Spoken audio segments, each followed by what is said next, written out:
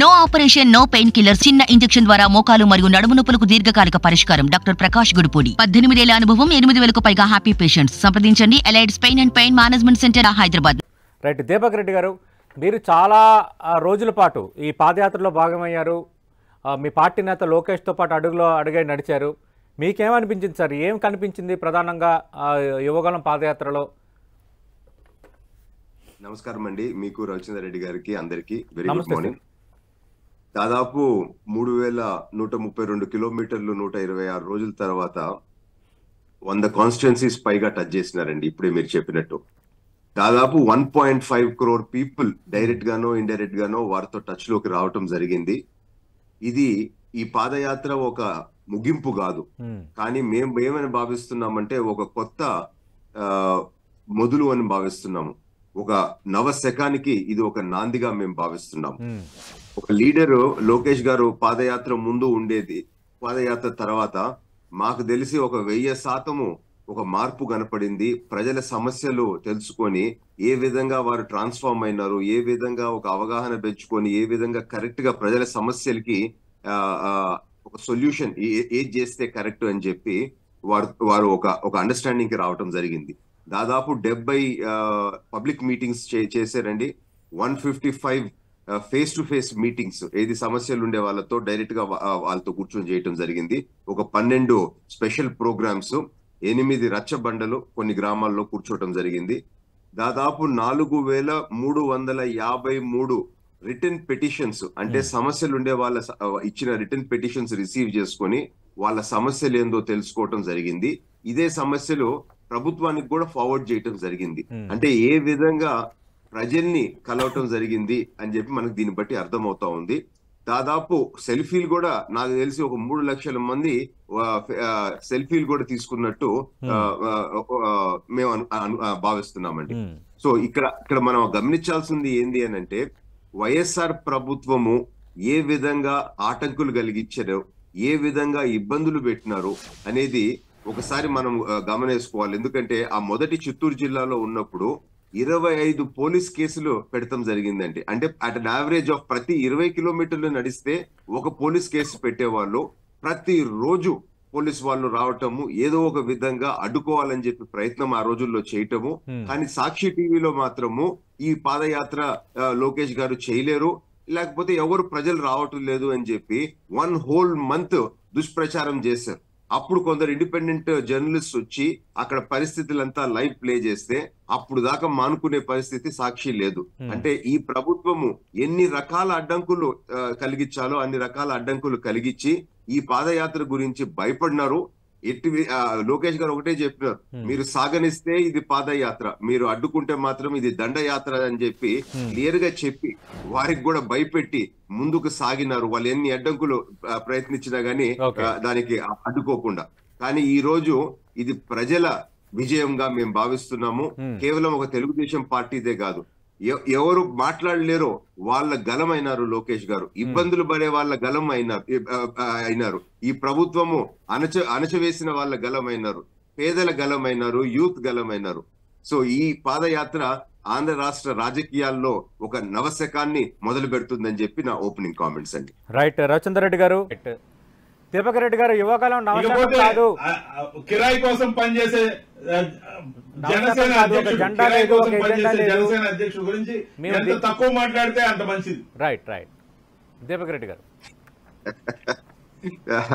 కాదు, మనము పాత రోజుల్లో భారతంలో చదువుతా ఉంటే కౌరవ సభలో అహంకారం అనేది వినుంటామండి.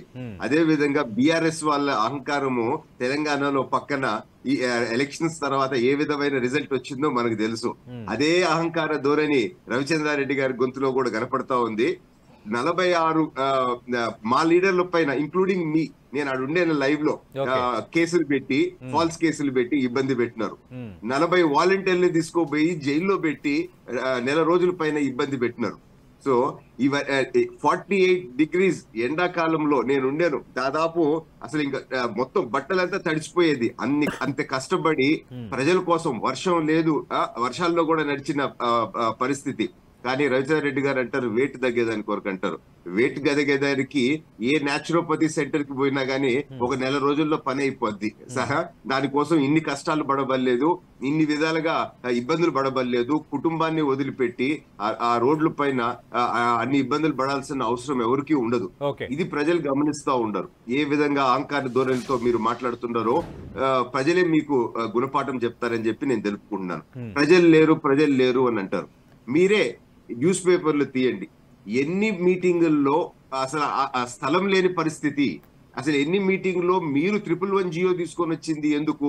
ప్రజలు ఎక్కువ వస్తా ఉండరు, ప్రజలు రానియకుండా ఎక్కడో దూరం తీసుకోపోయి పెట్టాలా అనే ఒక కుట్ర ఈ పాదయాత్ర జరగనీయకుండా 111 జియో తెచ్చి ఎక్కడో ఒక నోటిఫైడ్ ఏరియాలో ఎక్కడో మీరు చేసుకోండి అని చెప్పి ప్రజల నుంచి హ్యాబిటేట్స్ నుంచి దూరంగా చేసుకుంటే తక్కువగా వస్తారు మనుషులు అని చెప్పి ఆ కుట్ర పన్నింది మీరే ఆ ప్రజల్ని చూసి అని చెప్పి మరొకసారి మిమ్మల్ని గుర్తు చేస్తా ఉన్నారు. అన్నిటికన్నా తమాషా అయినది ఏంటంటే మా దగ్గర నాయకత్వం లేదు అని అంటున్నారు. నేను ఈ రోజు నా పార్టీలో ఇంటర్నల్ సంగతి నాకు తెలుసు. విపరీతమైన కాంపిటీషన్ ఉంది. దాదాపు ఆన్ యావరేజ్ 3 నుంచి 6 మంది ప్రతి నియోజకవర్గంలో టికెట్ల కోసము అసలు ఇంకా ఎంత ప్రయత్నిస్తున్నారు అంటే అంత ప్రయత్నిస్తా ఉన్నారు. దీపక్ రెడ్డి గారు, అదే పరిస్థితి ఉన్నప్పుడు వైసీపీ నేతలు చేరిన వెంటనే వాళ్ళకి ఇన్ఛార్జీలు ఎలా ఇస్తారు? మా పాత సరుకు అంతా వాళ్ళకి కొత్త సరుకులా కనిపిస్తుంది, వాళ్ళకి సరుకు లేదు కాబట్టి మా సరుకు వాళ్ళకి ప్రధాన సరుకులా కనిపిస్తుందని రవిచంద్ర రెడ్డి గారు కామెంట్ చేస్తున్నారు. నెల్లూరు మీరు అద్భుతమైన ప్రశ్నలు లేవనెత్తినారు.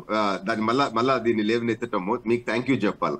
ఇక్కడ అసలు పాయింట్ ఏంది అని అంటే సతీష్ గారు, వీరు ఏ విధంగా వాళ్ళ ఎమ్మెల్యేని వాళ్ళ సీనియర్ నాయకుల్ని ఈ రోజు అవమానపరుస్తున్నారో, ఆత్మ గౌరవం ఉండే వాళ్ళు ఏ ఒక్కరు ఆ పార్టీలో మేము ఉండలేమని చెప్పి బాధపడతా ఉండారో అనే పాయింట్ ని కప్పపుచ్చే దాని కొరకు వాళ్ళెవరో స్క్రాప్ మా దగ్గరకు వస్తున్నారని చెప్పి తిరిగి ఆ సీనియర్ నాయకుల్ని ఇన్ని రోజులు వాళ్ళ దగ్గర పెట్టుకొని పార్టీ స్టార్ట్ అయినప్పటి నుంచి వాళ్ళతో పాటు నడిచి బాధపడి ఈ రోజు బయట వచ్చిన వాళ్ళని స్క్రాప్ అని చెప్పి అవమానిస్తున్నారు అని అంటే ఈ రోజు వైఎస్ఆర్ పరిస్థితి ఎట్టుందో. ఇప్పుడు కోటమిరెడ్డి గారి ఇన్సిడెంట్ నెల్లూరు జిల్లా అన్నారు గనక ఎప్పుడండి? ఎప్పుడు నుంచి వైఎస్ఆర్ గారితో పాటు వారు ప్రయాణం చేశారు. ఈ రోజు ఎందుకు బయటకు వస్తున్నారు? అదే విధంగా ఆనం గారితో కూడా నేను పాదయాత్రలో మాట్లాడటం జరిగింది, శ్రీదేవి గారితో కూడా నేను పాదయాత్రలో మాట్లాడటం జరిగింది. వీళ్ళందరూ కేవలం అక్కడ పడే ఇబ్బందులే. ఈ రోజు రఘురామ కృష్ణంరాజు గారు మీరు ఎగ్జాంపుల్ తీసుకోండి, ఏముంది? వారితో ఏమి ఎనిమిటీ అనేది ఏమి లేదు కదా. కేవలం జగన్మోహన్ రెడ్డి గారు కనీసం అపాయింట్మెంట్ కూడా ఇవ్వకుండా అవమానపరిచినారని చెప్పి ఇదే విధంగా దాదాపు ఈ రోజు 80 మంది నుంచి 100 మంది దాకా సీనియర్ నాయకులు, ఎమ్మెల్యేలు, ఎంపీలు ఈ రోజు పార్టీలో బాధపడుతున్నారు. కానీ జగన్మోహన్ రెడ్డి గారి నియంతృత్వం, జగన్మోహన్ రెడ్డి గారు పెట్టే ఫాల్స్ కేసులకి వాళ్ళు ఇంకా వెయిట్ చేస్తూ ఉండరు. ఇది ఒక డ్యామ్ లాగా నెక్స్ట్ నెల రోజుల లోపల పేలబోతా ఉంది. డ్యామ్ పేలితే ఎట్టుంటుందో ఆ విధంగా కాబోతా ఉంది. వైఎస్ఆర్ పార్టీ షేక్ అయిపోయే పరిస్థితి నెక్స్ట్ 1-2 months లో ఉంటది అని చెప్పి నేను తెలుపుకుంటున్నాను. రైట్, రవిచంద్ర రెడ్డి గారు చెప్పాలి, ప్రజలకు చెప్పాలి. రైట్, దీపక్ రెడ్డి గారు ఓకే, ఇప్పుడు ఒక స్థానం నుంచి ఇంకో స్థానం మార్చితే చల్లని నాణ్యం అని మీరు అంటున్నారు. కానీ ఇప్పుడు అక్కడ టికెట్ లభించిన వాళ్ళు, అక్కడ అసంతృప్తి ఉన్న నేతలు టీడీపీలో చేరినప్పుడు వాళ్ళు ఎలా చెల్లె నాణ్యం అవుతారని అడుగుతున్నారు రవిచంద్ర రెడ్డి గారు. మీకు ఆశ్చర్యం ఏంటంటే అండి, టీడీపీలో వచ్చే వైసీపీ నాయకులు రావాలనుకుని టచ్ లో ఉండే నాయకులు, వాళ్ళకి తెలుసు మా నాయకులు ఎట్లా ఉండరు, విపరీతమైన కాంపిటీషన్ ఉంది టీడీపీలో.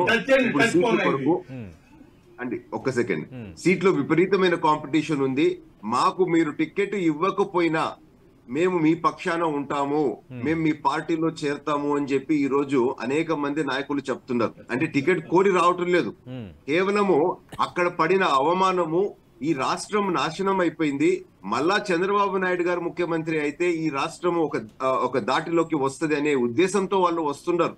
నేను ఈ రోజు సూటిగా ప్రశ్నిస్తున్నాను, అహంకారంతో 175కి 175 మేము గెలుస్తాము అని చెప్పి వైసీపీ మాట్లాడుతుంది కదా, అంత 175కు 175 గెలిచేటప్పుడు ఇప్పుడు దాదాపు 82 మంది ఇంక్లూడింగ్ 5 మంత్రులకి సీట్లు లేవు, లేకపోతే మారుస్తారు ట్రాన్స్ఫర్లు అని అంటున్నారు కదా. ఎందుకు ఇటువంటి డోల్ డ్రమ్స్ లో వైసీపీ పార్టీ ఉంది అంటే బేసిక్ గా ప్రజల సమస్యలు వీళ్ళు పట్టించుకోలేదు గనక, ఒక దగ్గర పట్టించుకోలేని వాళ్ళని మరొక దగ్గరికి ట్రాన్స్ఫర్ చేసి కొత్త క్యాండిడేట్ లాగా పంపిస్తాము అని చెప్పి ప్రజల్ని మోసం చేసే విధానం. అసలు నాన్ పర్ఫార్మర్స్ ని, ప్రజలకి సమస్యలు తీర్చని వాళ్ళ మీద, కరప్షన్ అలిగేషన్స్ ఉండే వాళ్ళ మీద, ఎందుకు ముఖ్యమంత్రి గారు యాక్షన్ తీసుకోలేదు? ఎందుకు కేవలం ఈ ట్రాన్స్ఫర్ డ్రామా ఆడి ప్రజల్ని మభ్యపెట్టాలనుకుంటున్నారు? కానీ ప్రతిపక్షంగా మేము ఇదంతా ప్రజల దృష్టికి తీసుకోబోతున్నాము, ఈ డ్రామా చెల్లదు, వైఎస్ఆర్ అనే ఒక పడవ మునిగిపోబోతా ఉంది, క్లియర్ గా ప్రజలకి అర్థమవుతా ఉంది. వీళ్ళ అహంకారి ధోరణి అయితే ఏముంది, ఏ విధంగా రాష్ట్రాన్ని నాశనం చేసినారో, ఏ విధంగా యూత్ అన్ఎంప్లాయ్మెంట్ లో ఈ రోజు నెంబర్ 1 స్టేటస్ లో ఉన్నాము. మహిళల పైన దాడులు 46% పెరిగినాయి ఆంధ్ర రాష్ట్రంలో అని చెప్పి నేషనల్ క్రైమ్ రిపోర్ట్స్ బ్యూరో చెప్తా ఉంది. ఈ విధంగా అన్ని విధాలుగా ఈ రోజు రాష్ట్రము నాశనం అయిపోయింది. కేవలం తెలుగుదేశం పార్టీ రావాలా, చంద్రబాబు నాయుడు గారు మళ్ళా దీన్ని సెటరైట్ చేయాలా అని చెప్పి ప్రజలు ఈ రోజు గ్రాస్ రూట్ లెవెల్లో మాట్లాడుతూ ఉండరు. నేనేదో రవిచంద్రారెడ్డి గారు చెప్పినట్టు స్పోక్స్ మెన్ రకంగా మాట్లాడుతులేదు.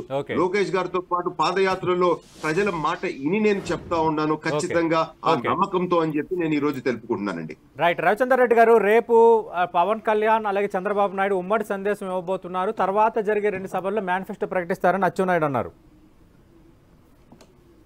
గ్రాస్ రూట్ లో టీడీపీ రావాలి, చంద్రబాబు కావాలనేది బాగా వెళ్ళిపోయింది, ప్రజల మైండ్ సెట్స్ కూడా సిద్ధమైపోయి అంటున్నారు దీపక్ రెడ్డి గారు. సారీ అండి, ఒకటే ఒక నినాదము ఆంధ్ర రాష్ట్రంలో ఎక్కడికి పోయినా వినపడేది, సైకిల్ పోవాలి, సైకిల్ రావాలి అనేది తప్ప ఇంకో రెండో మాట వినపడుతులేదండి. ఓకే ఓకే ఓకే అలాంటి పదప్రయోగాలు ఇక్కడ వద్దులండి డిబేట్ లో. అంటే ప్రజల్లో నుంచి అది మాట వస్తుందని చెప్తున్నానండి. రాష్ట్రంలో ఉండే పరిస్థితి మీరు చూస్తే, రవిచంద్ర గారు మాట్లాడినారు, ఇదే వచ్చింది వారితో ప్రాబ్లమ్. ఇప్పుడు ఆంధ్ర రాష్ట్రంలో మీరు చూస్తే వైఎస్ఆర్ పార్టీ ఒక సైడ్ ఉంది, వేరే అన్ని రాజకీయ పార్టీలు ఒకటే ఒక ఎజెండా, ఒకటే ఒక మాట మాట్లాడుతూ ఉంటారు.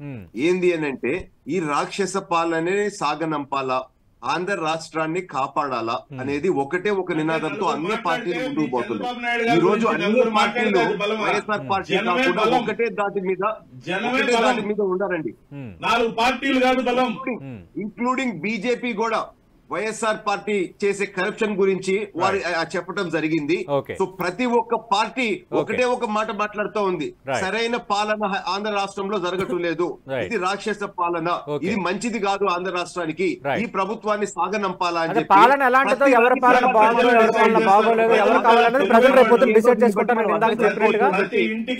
మేము చేసిన మేలు ఊరికే పోదు, ప్రజలు మంచి చేసిన వాళ్ళని మర్చిపోరు. చెప్పుకోండి.